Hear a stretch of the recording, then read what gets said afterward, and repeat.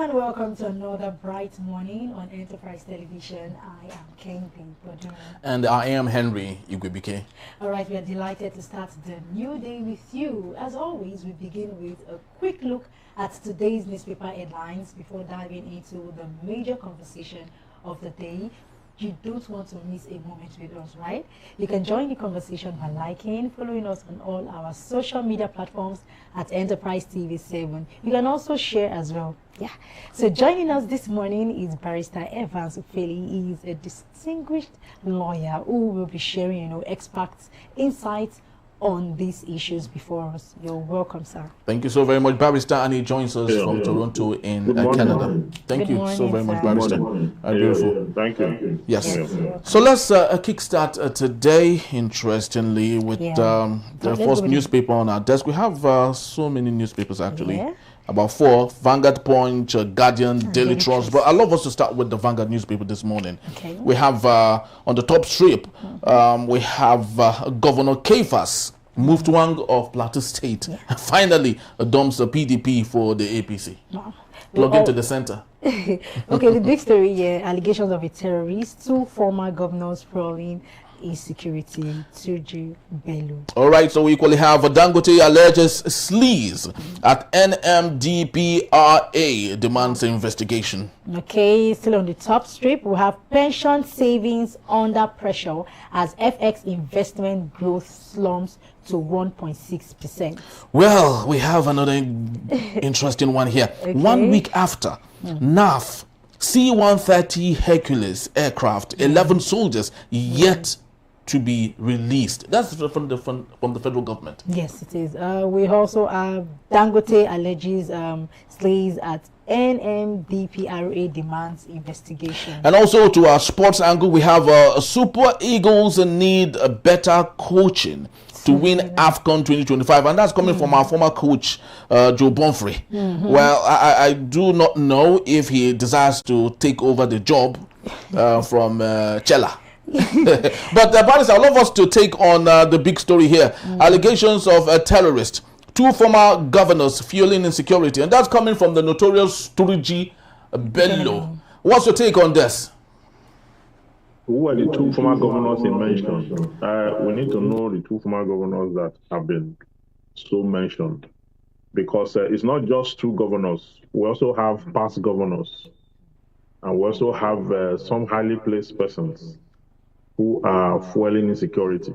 The federal government have a list of their names, those who are sponsoring them, those who are giving them all they need, all they require to attack and cause chaos in the Nigerian society. So we've seen that is not a new thing, except that I would have loved to hear the name of the 2 governors under reference, because I believe that the details of that story should be able to mention the names of those governors. And in doing that, we'll be able to direct this analysis very well. The federal government have considerable knowledge of both the insurgents and those sponsoring them, in a sense. But what the federal government lacks is the political will to prosecute them and bring them to justice. And that in itself have called for a lot of deliberation. People have gone as far as saying that some persons in the current government sign agreements with insurgents. Now, I won't blame them, because tell me why the government is unable to take out the terrorists. Why? Why are they unable to do that when they have all the paraphernalia of state to have that done? And the bandits and the terrorists have become so emboldened that they do videos now and do giveaways and even mock the Nigerian armed forces. Okay? And this is now a spectacle, because all over the world now, we have been seen as a country with the weakest military operation. I listened to a Cameroonian that was talking about Nigeria yesterday online, talking about the Traore and the jets that was seized in Burkina Faso and the rest of that. and it was making a lot of ugly statements about the Nigerian army and the rest of that. The Nigerian state entirely. Okay. Yes, we've lost the big brother, the giant of African stripe. We've lost it. We're still losing so many other edges that we have been so good at in the past. You understand that? So, if a country's leadership fails to reclaim its glory and to take decisive measures to end insecurity, it will only lead to things like this. The whole world is going to look at the country as a weak one, a country with military prowess, and the rest of that. And so the situation is unfortunate. Very unfortunate. This is just the big question we keep asking ourselves. Who are these people flowing this insecurity on these bandits? I just hope one day we just get the answer, because we keep on asking the same question. And this brings me to, talking about the governance failure. So, Barrister, how, or policy failure rather. So why has insecurity, persisted despite leadership change? Yes, that is exactly what you're saying, that you had a change in leadership. A leadership that promised to continue from where the previous left it off. You understand? It's a leadership that have accepted the fate of the status quo. That's what it means. You continue from where, you see, successive leaders or successive leadership in the country have made things worse than they were before. Yes. Because before Tinubu came into power, the earnest desire of the Nigerian is to see that Boko Haram ends, okay? Yeah. And everyone was grappling with that. But this man came, instead of him to focus on that, he destroyed the economy. It's like pulling the wood out of our legs, and all of us are drowning now. So we're already confused by insecurity. Then he came and brought economic insecurity. And till now, he's not able to do anything about it. What he's doing constantly now is to keep demarketing the country by his partnership, the partnership or whatever it is having with the French president, or with France president. Okay, so this in itself has given us a whole cause to worry, because what the government should do is, when it assumes office, we identify the challenges.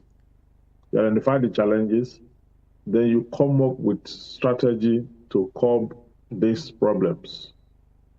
You understand? That's how you go about problem solving. If you don't identify the challenges, you cannot. If you just jump into it, you add to the problem. That's what this government did. It didn't identify the challenges. It didn't sit down one day and map out strategy on what to do. It just jumped into the fray and took decision on the first day in office. You understand? Yeah. And people say he's a genius. President is a genius. Okay? So it took us almost 500 years backward. And to have a setback in current day Nigeria, to have a setback, you know what it would take to bounce back? We cannot afford to have any setback. We can't afford it to have a setback under this kind of economy.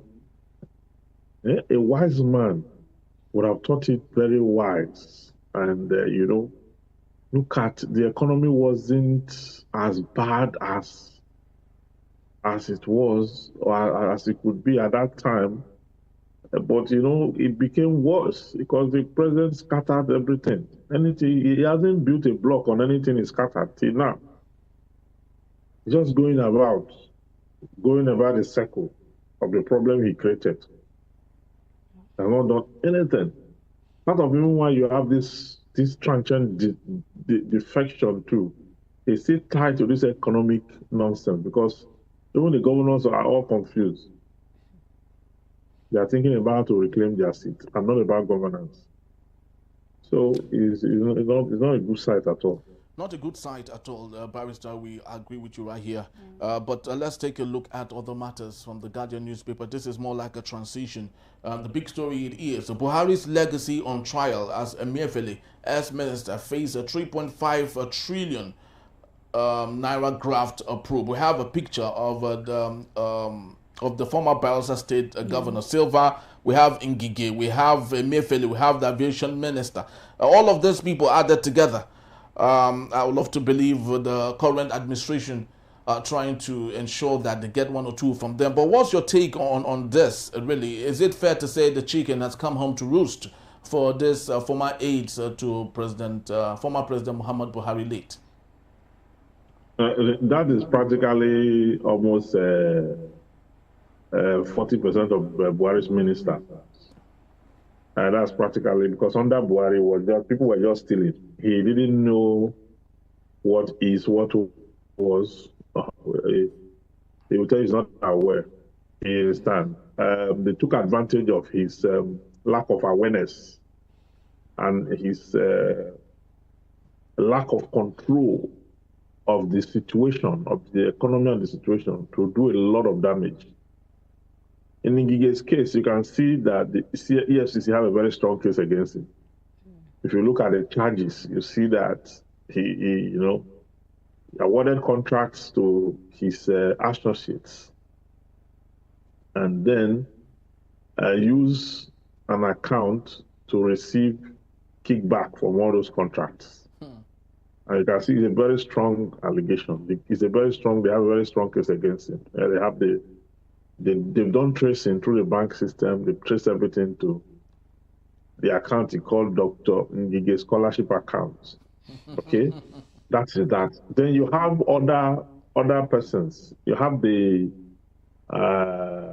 former minister for disaster and something. The one that Better Edu took over from. Yes. And did the same thing that her predecessor did. It's also on the list. Team Silva is on the list. Okay, with different diverse allegations. And you see, these many persons you have seen now with these diverse allegations, the reason why Nigeria is where it is today. And this is not the first time when you have government officials that are supposed to go out there, use the resources for the betterment of the good of Nigeria and promote patriotism and integrity. They will not do that. They will take the money and go and do something else with it. But Barrister, it is looking like, sorry to interject here, but it's looking like it's like a circle, a transition from one administration to another. This current administration would still make the same mistakes that the next administration will use against it. So why is it difficult for these pockets of people to learn from what has happened to people before them? They cannot learn because it's a system that is screwed in a way that when you get into office, you don't want to come out from that office poor, because people think that wealth is about material acquisition. They think that wealth is about material acquisition. These past ministers and government aides and other, how much money do they actually need to be comfortable? So they go in there and start stealing. Instead of them to do the job they are supposed to do, they start stealing. You understand? Yeah. That of Better Edu, the first real bulk money she saw was the one she stole. Her administration have not started when she stole.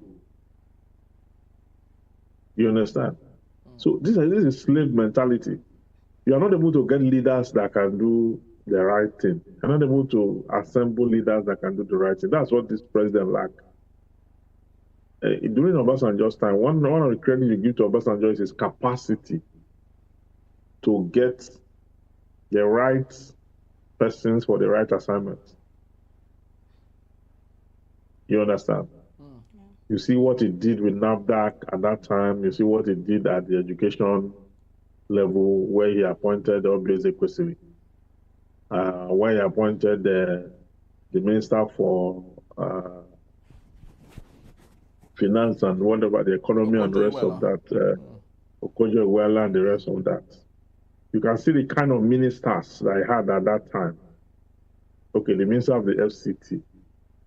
Okay, the kind of ministers they have at that time were all with optimum performance. Not like there were no bad ones among them, but you can see that the number of the good ones outnumbered the very bad ones.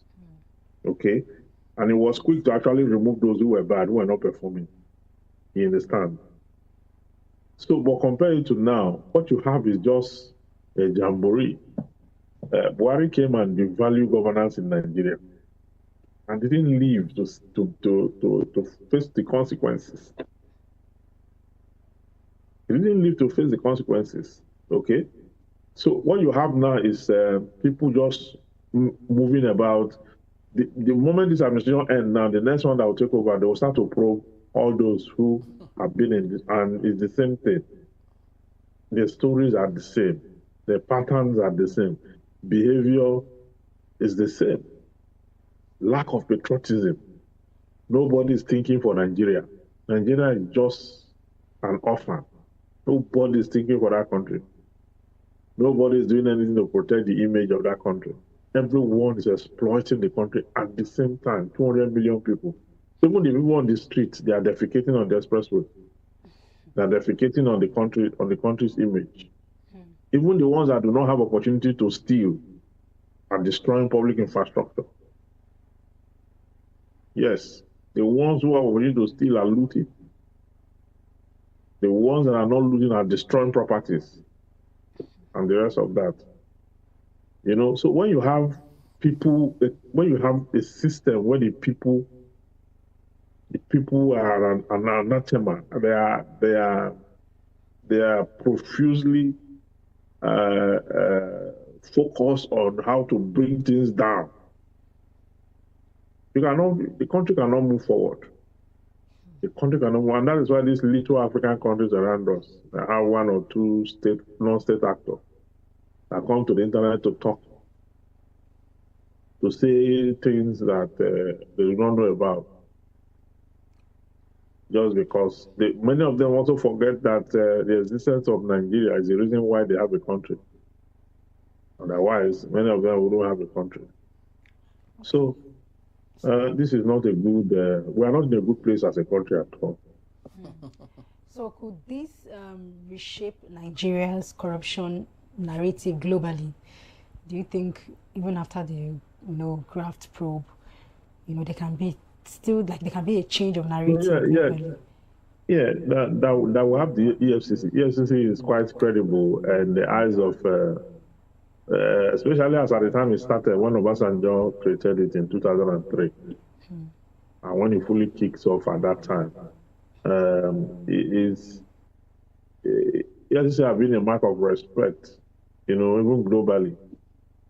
It is now that they are losing their grip entirely when they now have officers who go and collect bribe. Before now, when they were very strong in their assignments, we got good rating. In fact, our debt, part of the reason why they forgave Nigerian debt was Obasanjo's creation of the EFCC. It was one of the factors, one of the considerations. Because corruption was fought truly at that time.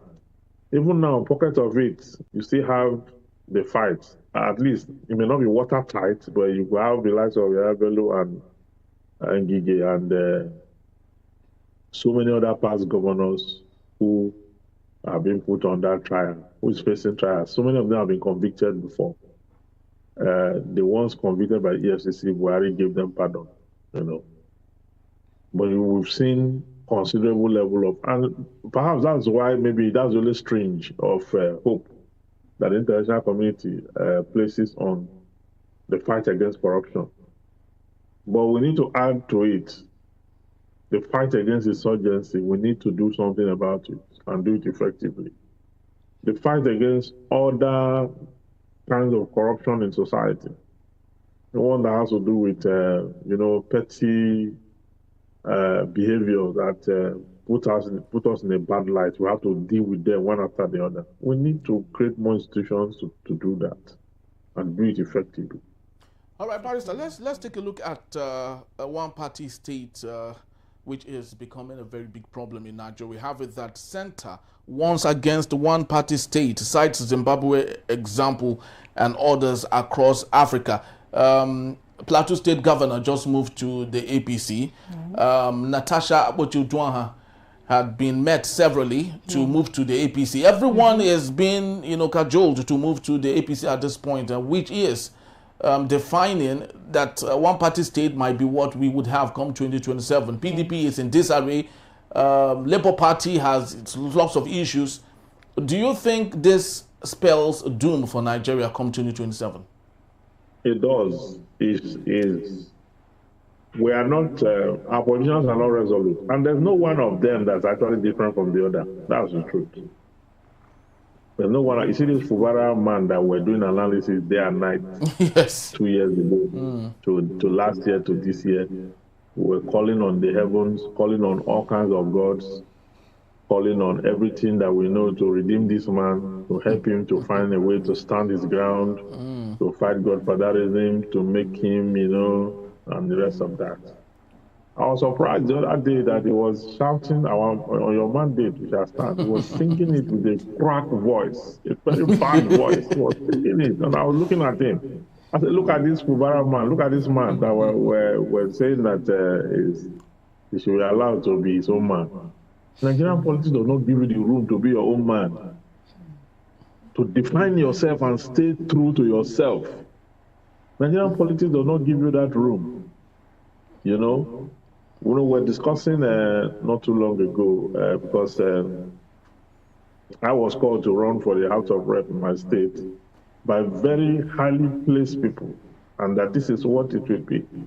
And someone called me and said that, you see this thing they are going to do, you are going to lose everything that you have built on based on integrity on this decision. You're going to lose it because it's not enough that you are called to come and do this. Will you be allowed to do what is right when you are called to come and do it? Now they will pretend as if they are giving you, support. Of course, the support will come. Then you are giving latitude, okay? But when you now become that, they will now put you under some very stringent conditions that will paralyze you. Yes, that's how Nigerian politics work. It doesn't work like this thing that you see these guys do in America. By the way, I just met this guy, the one that came to Nigeria. Is it Flemmore? Yes, more, yes. Okay, yes. I met Flemmore 2 days ago. They just returned. Okay, wow. It's my age mate. You understand? I think I haven't seen him in 1 month or 2 months. You understand? And we're talking about Nigeria. And really, when they say the United States is just trying to get our resources and all that and the rest of that, when you listen to these lawmakers talk in Parliament, and you listen to the analysis, and the feedback they got, because he is a strong Catholic, he's a Christian. He was talking about how that those who profess the faith of our Lord Jesus Christ are being completely exterminated, and that the idea is a ground one to ensure that everyone who professes that name is killed. That's exactly what he was saying. He was saying, I was standing there, we're talking about that. Okay? So if you look at what Nigeria has become, it's so deep that you're just sorry for the coming generation, what we have done to this country collectively, either by commission or by omission. You see good people when they go into politics, strong Christians, strong Muslims, believers, when they get there, the Nigerian politics and the way they play it, before you know it, you are started telling lies. You are started telling lies to your constituency, you are started telling lies to your people, you are started telling lies all over the place. So it's a decision that if you want to do the politics, you just begin to think about what's going to happen to what you have built over time. Is it worth it? Can you withstand the pressure that will come with this kind of politics where it is about lies, it's about falsehood, it's about stealing, it's nothing about the integrity of anybody. That is not what they promote in Nigerian politics. What they promote is the ability to swindle, to say lies, turn around, deceive people, pretend to be for them, turn around, take resources and divert it and the rest of that.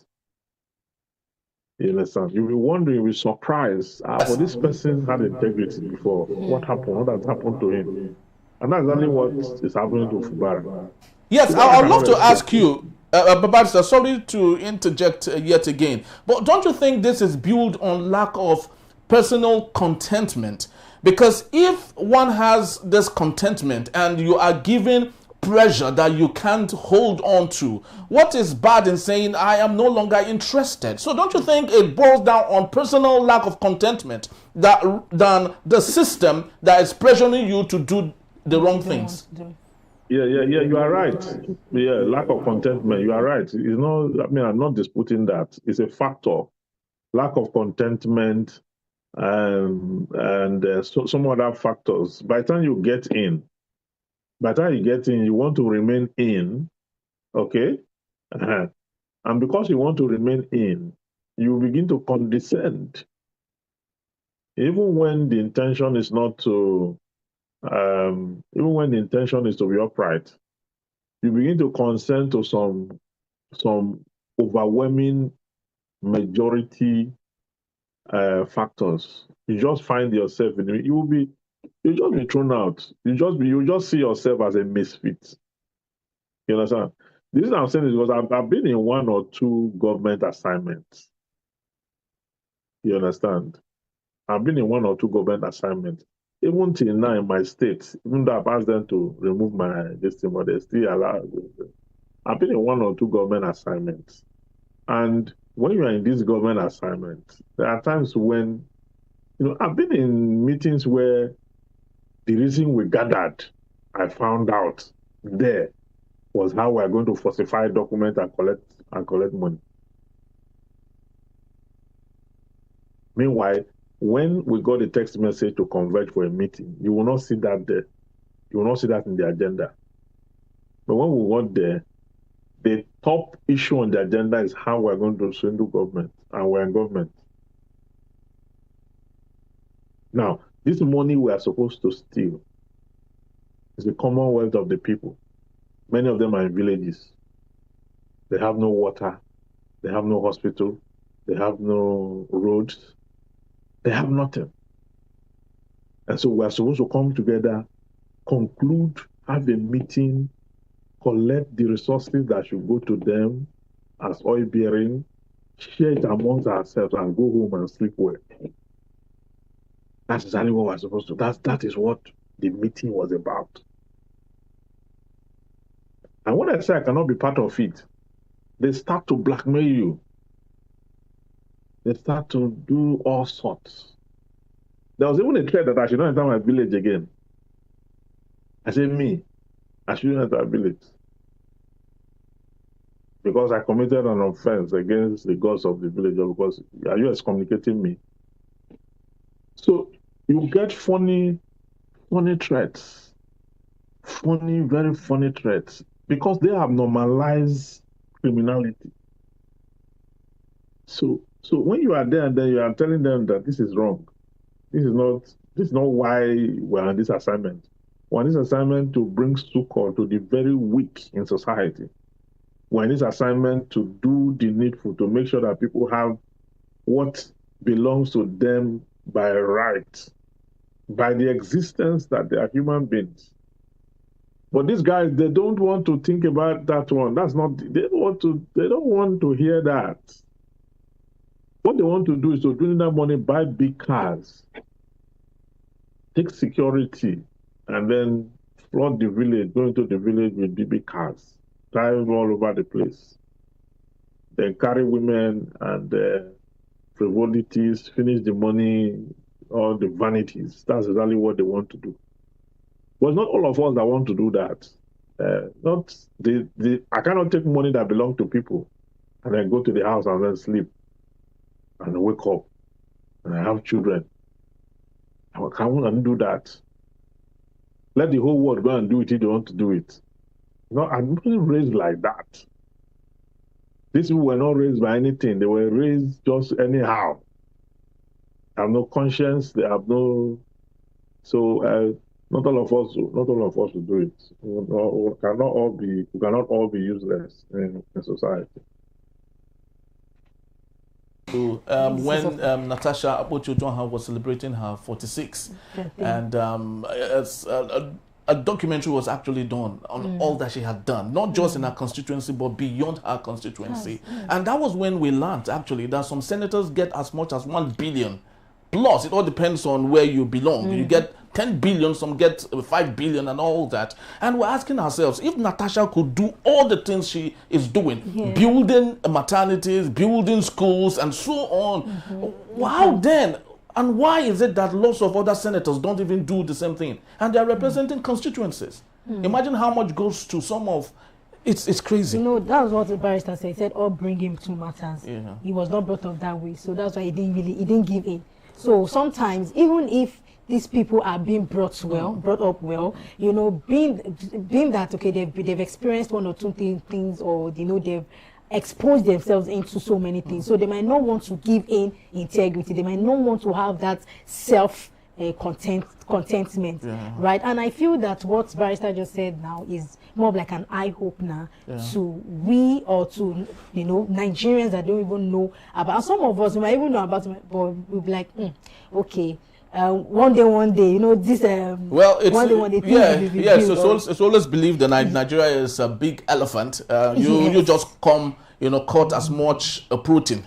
So thank you so much for that. Thank you so very much, Barrister. And just to let you know, Barrister will be around to take us on our main conversation when we return. Northern elders demand end to FIRS France tax deal, warns of sovereignty risk. That in a beat is still Enterprise Morning. Don't go anywhere. We'll be right back.